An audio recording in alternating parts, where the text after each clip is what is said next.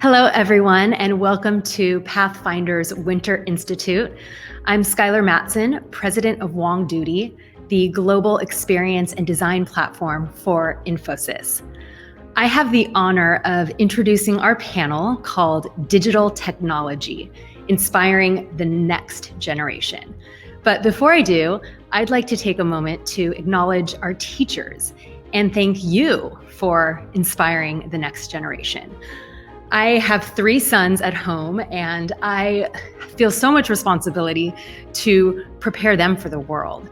And I rely on their teachers to help them learn so many of the critical skills that will help them succeed.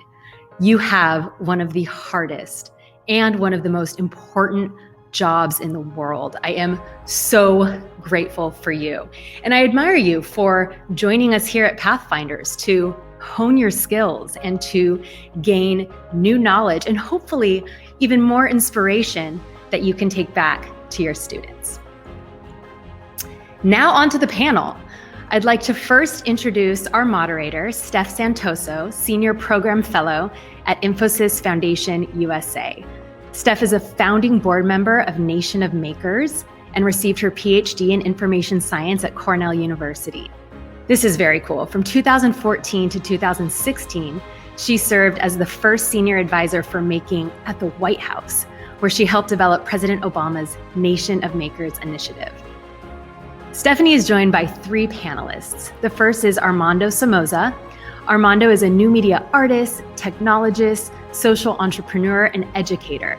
He currently serves as CEO and co-founder of Code Society, an edtech startup that creates original hip-hop music, videos, and activities that teach computational thinking concepts.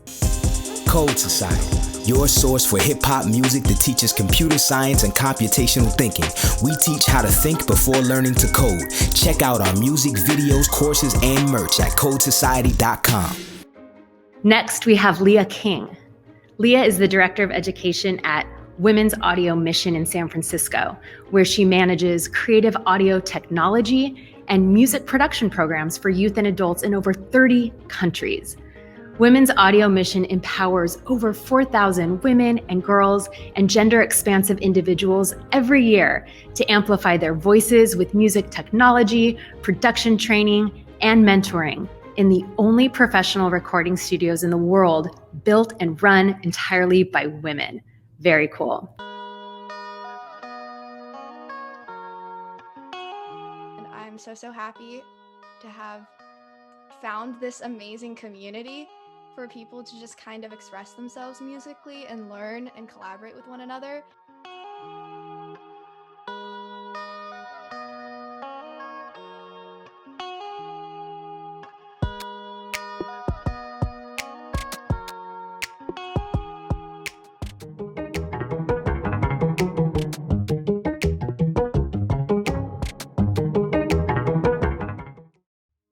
And finally, we have my colleague and friend, Sean Lagrange.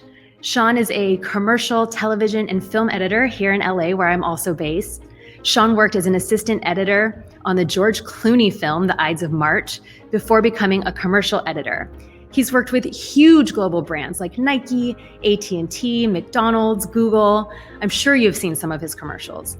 Last year, he edited Reese's Take 5 Super Bowl commercial and a PSA campaign with Will Ferrell. What's that? Reese's Take 5 bar. Chocolate, peanuts, caramel, peanut butter, pretzels. Never heard of it. Where have you been? Under a rock? New to me. What, were you born yesterday? Raised by wolves? Are you clueless? Head in the sand? That's offensive, Trish. Yeah, Trish. You from another planet? Oh, Trish, none of us have heard of Take 5, so who looks stupid now? Reese's Take 5, the best bar you've never heard of. This is such an impressive lineup. I'm so excited about the discussion that is about to come. And now I will hand it back to Steph to get things rolling. Thank you all again for being here. I wish you the best of luck here at Pathfinders, and of course, when you return home to your students. Hello, Pathfinders participants. You've just seen some highlights of the incredible work of our panelists, and we're really looking forward to a wonderful conversation with Leah, Armando, and Sean about how they're inspiring students to get involved in digital media, technology, and computer science through music, advertising, and entertainment. We're being joined by hundreds of teachers from across the US who are working with K-12 students of all ages. So I wanted to begin by asking each of you to introduce yourself and share just a little more about the work that you're doing. If we could start with Armando. Great. Hello, everyone. I hope you're doing well. Hope you find yourselves in good health and spirits in these difficult times. My name is Armando Somosa. I am the CEO and co-founder of an edtech startup called Code Society. We create original hip-hop music, videos, and learning activities that teach computational thinking concepts. So imagine schoolhouse rock for computer science. And we exist to transform young people from passive users of technology to empowered innovators and developers. So happy to be here to share more about our work and to connect and speak with such amazing people. Thanks so much, Armando. Leah, would you like to share a little bit more about yourself and your work? Sure. Hi, everyone. My name is Leah King. I'm the Director of Education at Women's Audio Mission. We're a San Francisco-based nonprofit that serves women, girls, and gender-expansive people all over the world, actually over 4,000 people a year, teaching audio education and music technology courses. Our goal is really to expand the number of women, girls, and gender-expansive folks who are working in audio, because truly less than 5% of the sounds that you hear regularly, whether that's radio, TV, podcasting, anything in media, is created or produced or engineered by a woman. And we are really, truly working to change the face of sound. So I'm really happy to be here and talk with you a bit about how we make that happen. Thanks so much, Leah. And that's a really staggering statistic that it's just 5% or less than 5%. And Sean, would love to hear more about yourself and your work. Hi there, my name's Sean Lagrange. I am an editor in commercials as well as short film and music videos.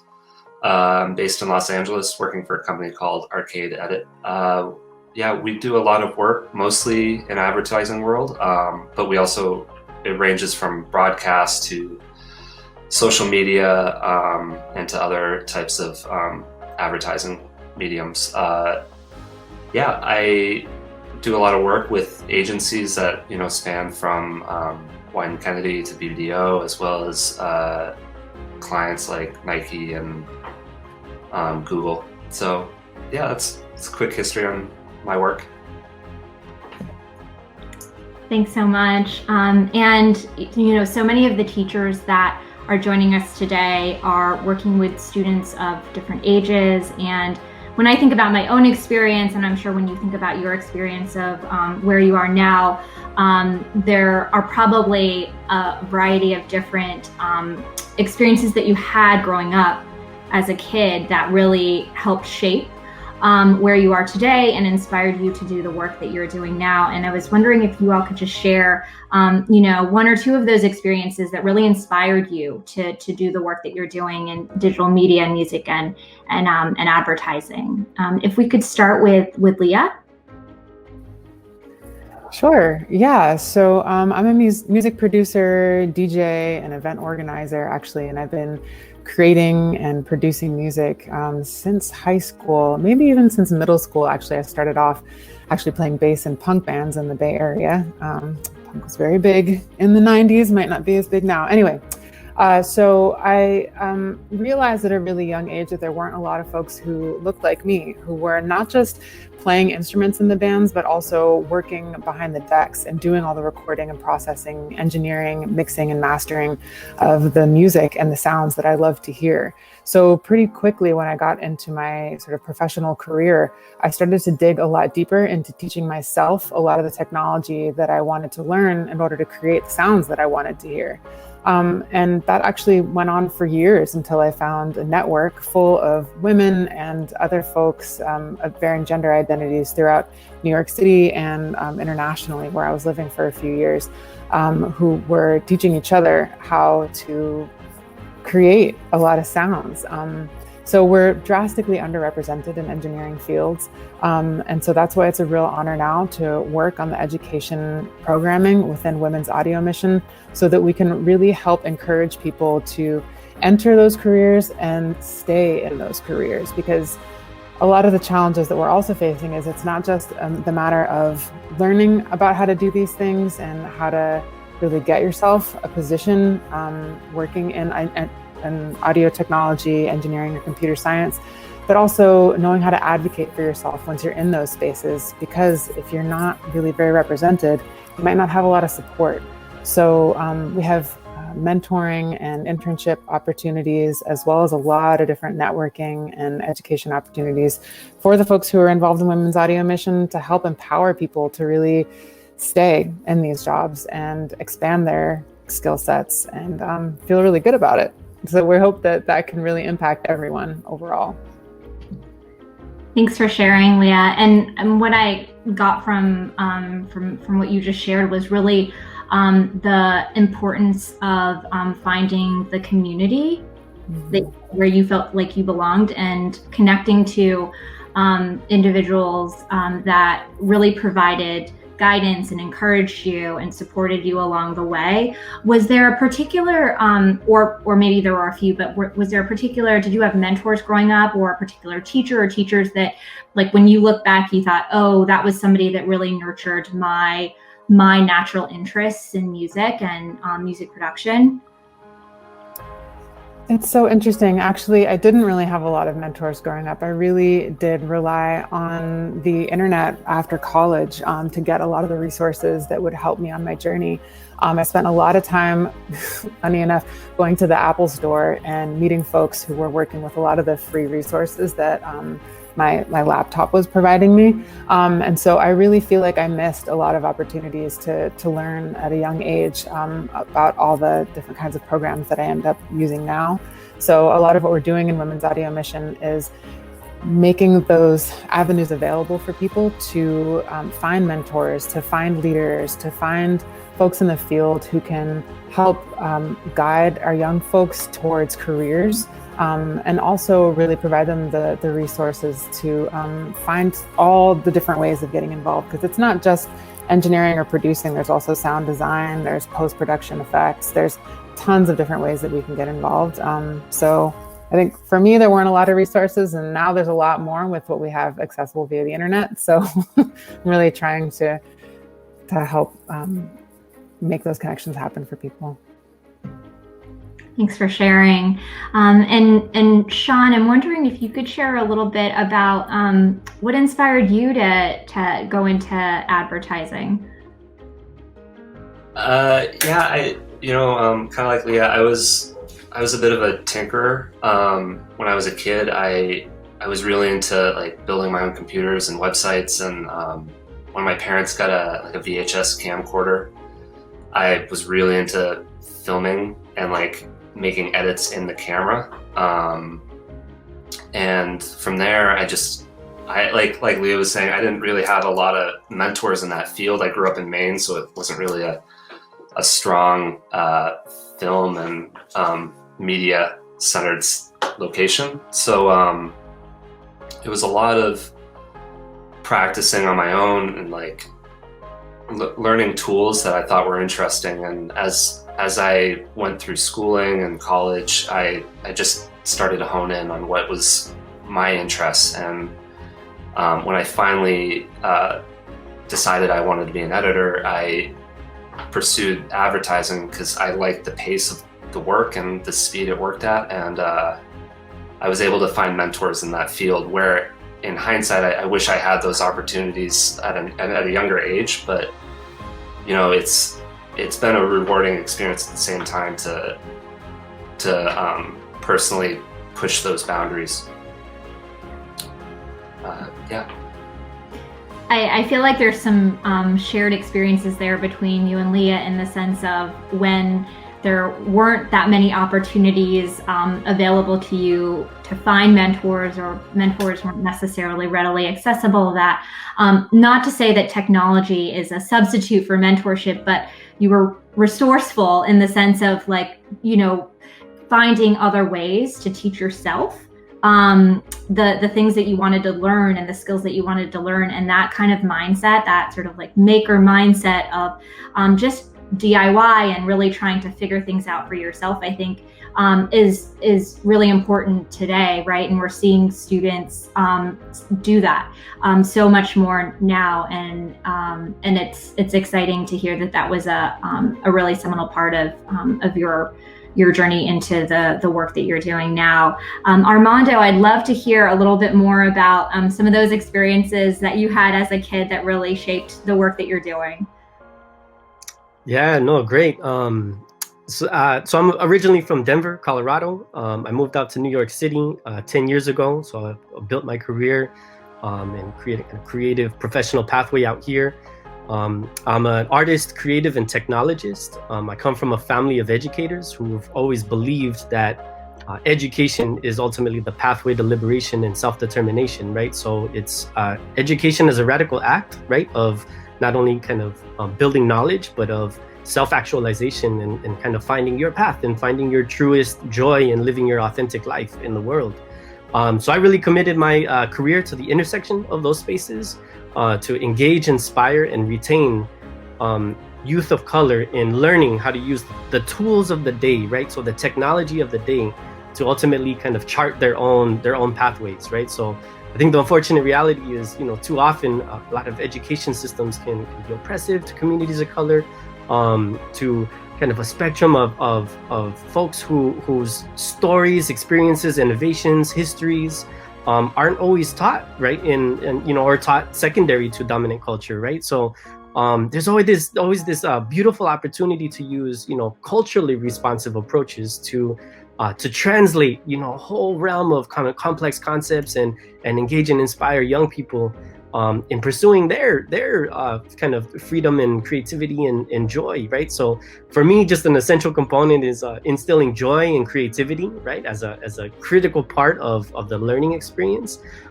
using self-expression and storytelling to ultimately, you know, define those paths, you know. So that's kind of part of my personal experience, but of how that personal experience has ultimately informed you know, my career path and my approach to my pedagogical approach and professional approach to creating these interactive learning experiences within communities.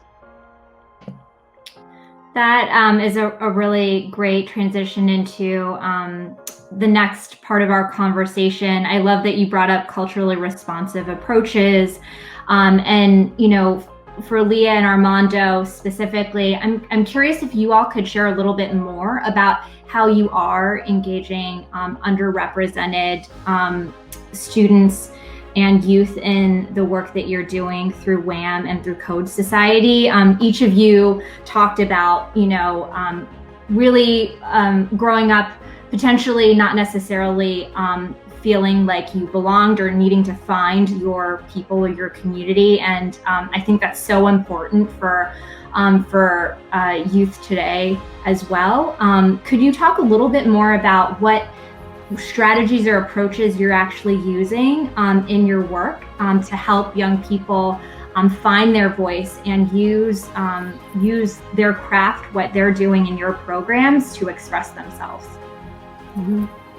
Yeah, definitely. I can get started. I think one of the things that happened with WHAM is, you know, as soon as the pandemic hit, we had a lot of students who were dealing with what we're calling the digital divide. A lot of students didn't have internet access, didn't have computers at home. When we first started some of our classes this past April, students were calling in, you know, from their cell phone, maybe from the back of the family car, while the family was out trying to get some groceries. We had students who were calling in with multiple family members on the call at the same time, a lot going on in the background, a lot of things happening, trying to use hotspots, etc. So we immediately tried to pivot all of our programs to be as widely accessible as possible, meaning that they're accessible via Chromebook, tablet, or phone Every single thing that we are teaching is web-based. You don't have to download anything other than Zoom to access our classes. And then also they're all student-centered. Every single component of every single class that we have is about the student experience and having them share not just what's important to them right now in social media or politically, but also personally, culturally, physiologically. I'm trained in socio-emotional health as well as culturally responsive pedagogies and trauma-informed care. And that's a huge part of how we're approaching our curriculum development.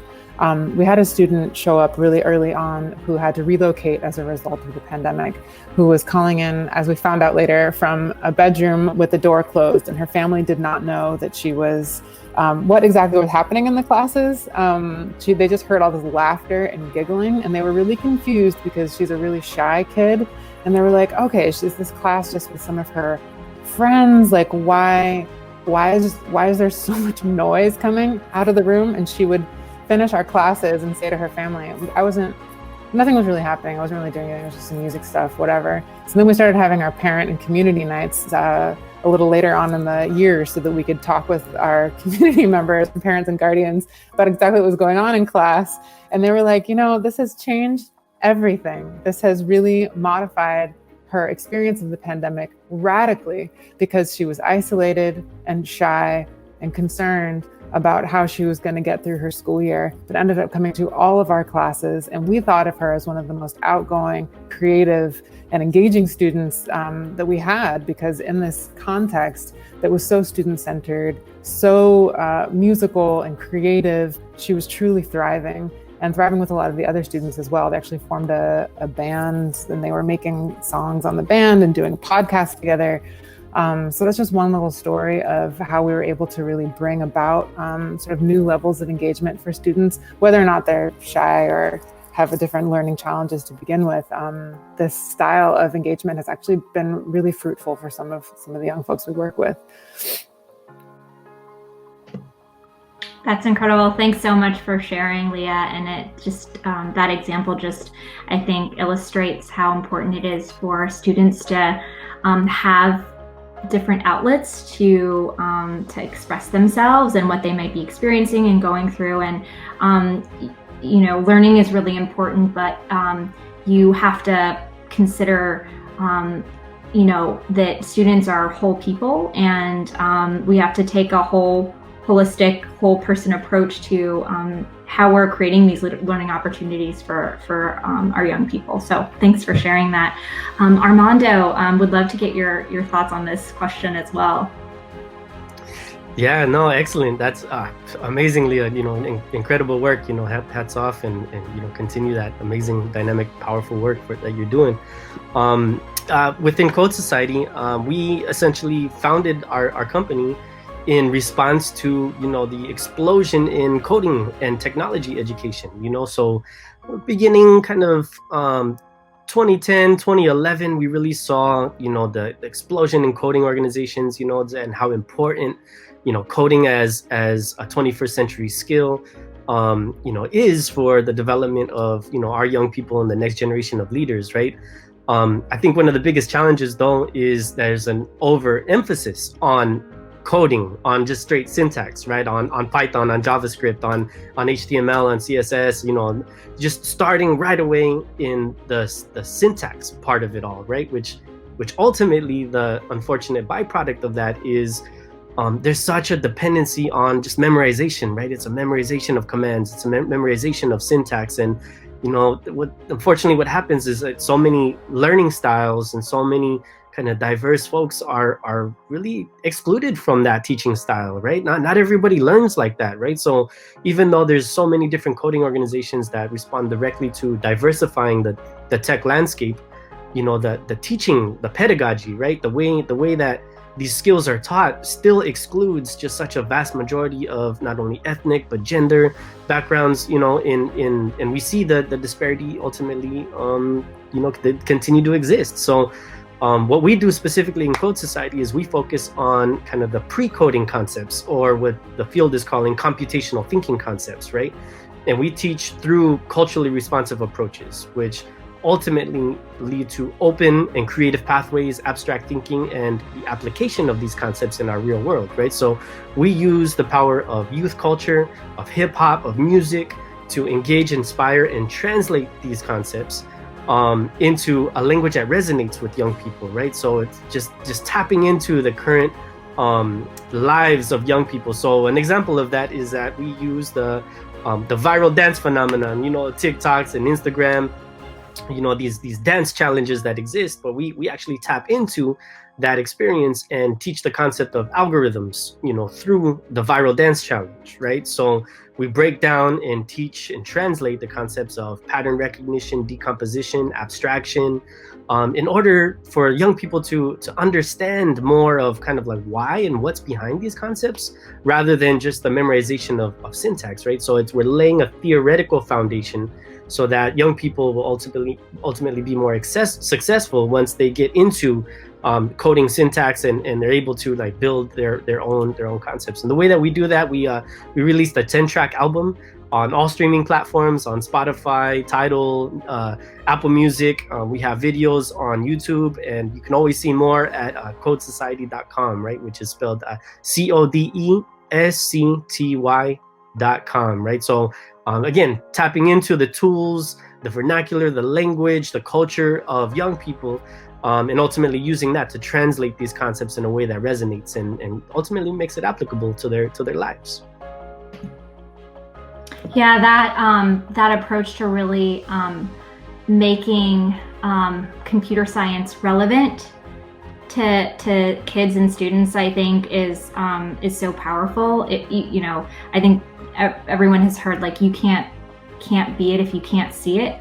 If you can't see yourself, in a field or doing something, then you don't realize that it's possible, that you can't be it. And I think that's probably similarly the case for you too, Leo, the way you have been talking about your experience as a bass player, DJ, growing up and really trying to forge a path so that other young women and girls and can see themselves in those fields. So Sean, so much of advertising is about storytelling, creating a message, and communicating that to an audience, which is really an essential life skill. And I was just curious if you could talk a little bit more about the ways you use technology to do this and the skills that you feel are really complementary.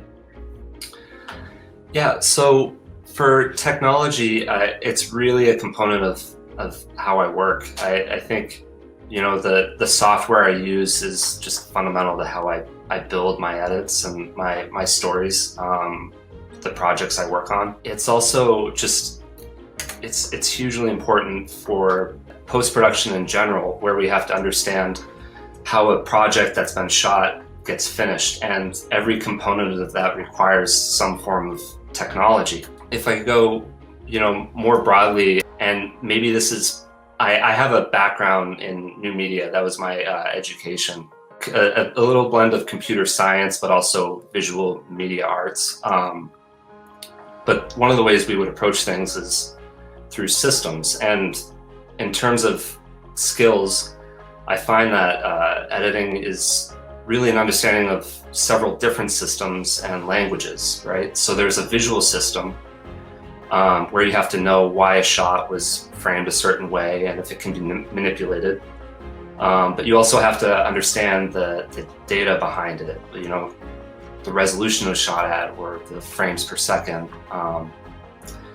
And really all those components, it's important, especially if there's a visual effects shot, and how I then use technology or software to manipulate that footage and get it to a point where we envision what the director or my clients wanted. So there's visual system, then there's also an audio system where I have to know how to assemble different layers of audio, whether adjusting volume, pitch, speed. Leah mentioned more about the music sides. I have to incorporate that as well. And I'm trying to build a soundscape that communicates clearly to the viewer. And then going to the topic about a life skill, I also find there's the human system where I have to have a dialogue, not only with a director, a music composer, sound designer, film colorist, visual effects artist, on top of like an advertising agency or a client, such as like the brand. All these people, they operate on a different language and they use different technologies of their own. So it's my job with some level of understanding of how all of those work and bring them together to help everybody deliver a final product.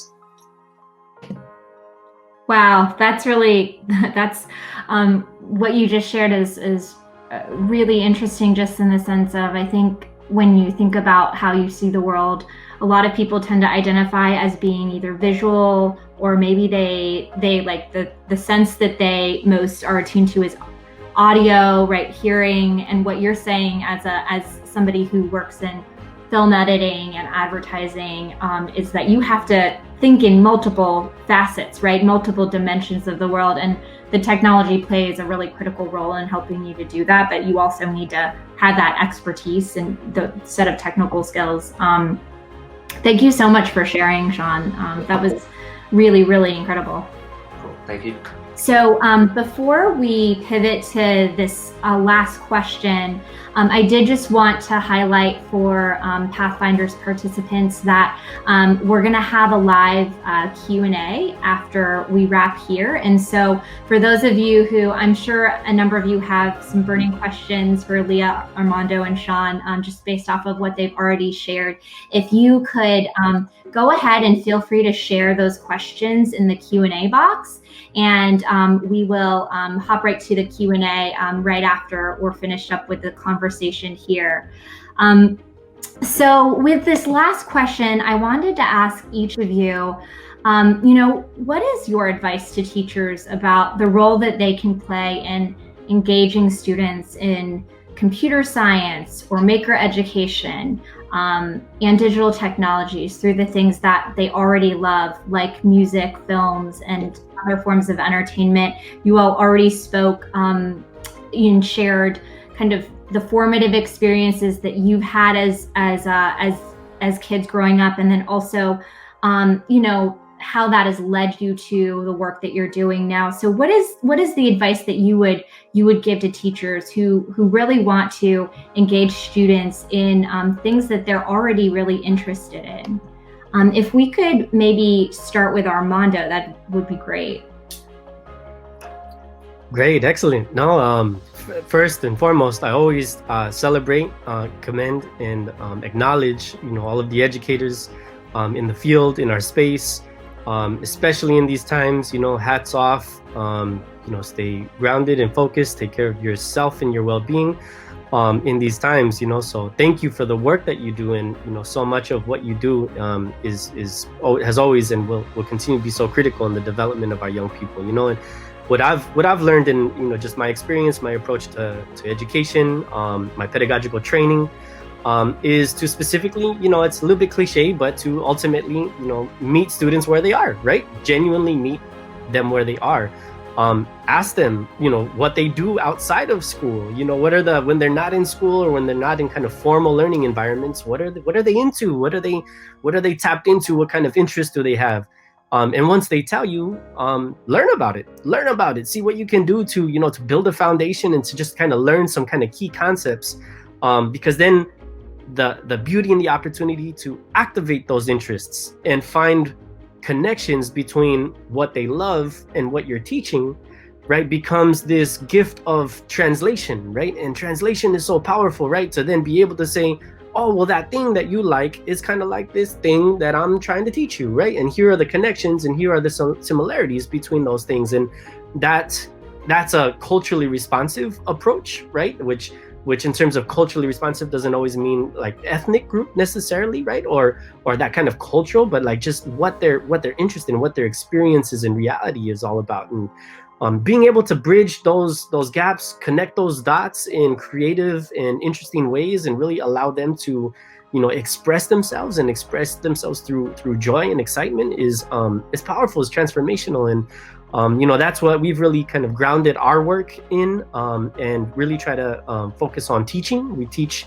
other teachers how to do this, other educators how to do this, and that's really kind of our passion, So, again, I encourage everybody to keep doing the incredible work that you're doing. Thanks so much, Armando. Leah, I would love to hear your thoughts about how teachers can continue to engage their students. For sure, yeah, and thanks so much for that answer, Armando. I totally agree with everything you said, and I also really agree with teachers being really focused on their own self-care.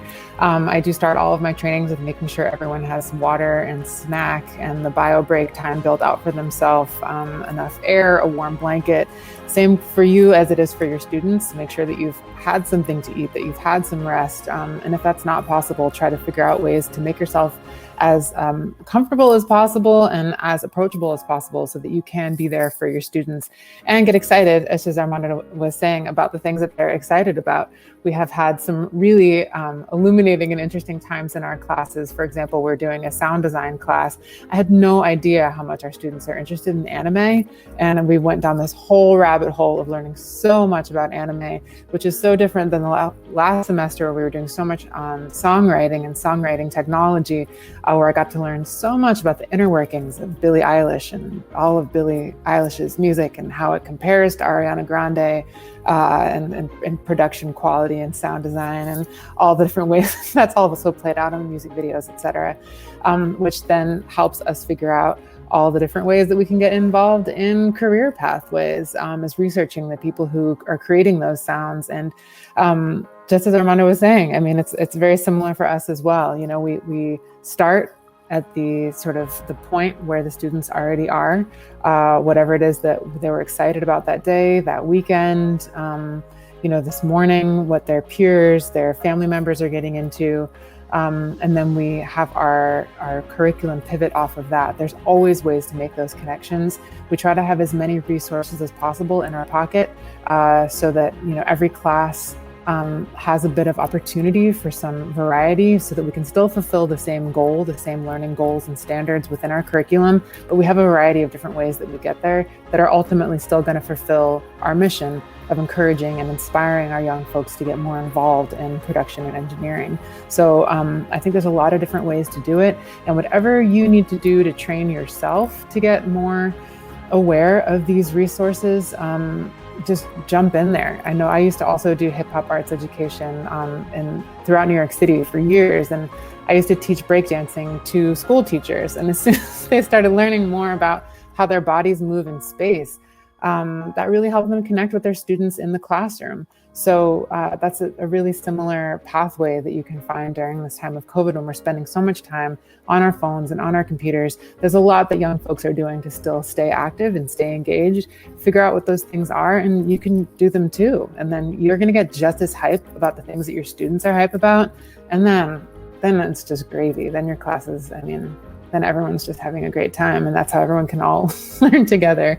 I'm getting really caught up right now because I'm thinking about all the wild TikTok stuff that we've been doing, but I'll just try to keep it on topic to say, yes, there's lots of opportunities to get involved with our students by just jumping into the excitement that they're already bringing to your classes. Thanks so much, Leah. And maybe after this, you can share some of the links to the amazing TikTok stuff that you are doing, so that the teachers participating can check it out. Usually what I do is I try to get teachers to do, some spins, a little top rocking. That's always been my favorite, to get people, just once you're in your body, then you can really start to engage in everything. But I love it. Well, Sean, I'd love to turn to you and just hear your thoughts on this question. Yeah, first of all, I think what Leah and Armando said is great. I kind of wish I had more of that in my growing up. But I think for me, really, the teachers who I feel had the greatest impact were the ones who found practical ways on how to approach technology with a creative angle. So really the most memorable lessons I have is when a teacher had an objective for us at the like a creative objective for us to reach, that they didn't really give us insight on how to get there with the technology we had. They would say, like, here's the software you can use, but you had to figure out your own way to get there. So really it allowed us to explore our own boundaries and how to understand how the software and the hardware worked. And it helped me not only have a greater appreciation for that technology, but it helped me push my own creative goals.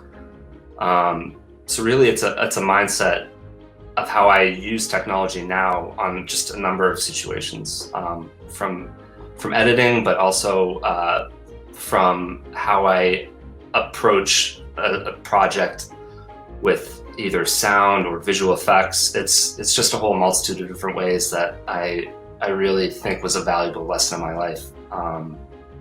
Yeah. I love that, and I think what you shared is so important. Just this idea that creating these opportunities for your students or any youth that you may be working with to have the space and the time and the environment for open-ended creativity, and to celebrate. I think oftentimes there is an emphasis on the right answer, one right answer, and that's not really how the world works, right? There are often, most of the time, multiple solutions to a problem or a challenge that you face in your life. And so I think what you're sharing, Sean, is that those experiences were the ones that resonated best with you in terms of like how technology could help to play a role in the work that you were doing when you were growing up, and then how that carries back into the work that you're doing now. So really appreciate that. With that, that wraps up our conversation with our wonderful panelists. I did want to just say that I think each of you, the way in which you talk about the work you're doing with students and your craft really, for me, reminded me of a quote by Mr. Rogers, which is, he would say that the greatest gift that you can give to a child is to do what you love in front of them. And I think that really ties a lot of what we've been talking about today together, in that, as you go out into the world, sometimes what can be really effective to create those opportunities for mentorship or to inspire a young person is to just show them what you're doing in front of them, and show them, what it is that you're passionate about in your craft and why it's important to you as a starting point. So with that, I just would love to thank each of you for taking the time to share your insights and your experiences with us at Winter Pathfinders. We're going to go right into our Q&A session for those of you who are going to join us. I hope everybody does. Please feel free to go ahead and add the questions that you have to the Q&A box right now, and we'll get to them in a minute. So thank you, Leah, Armando, and Sean. Really appreciate it. Thank you. Thanks so much.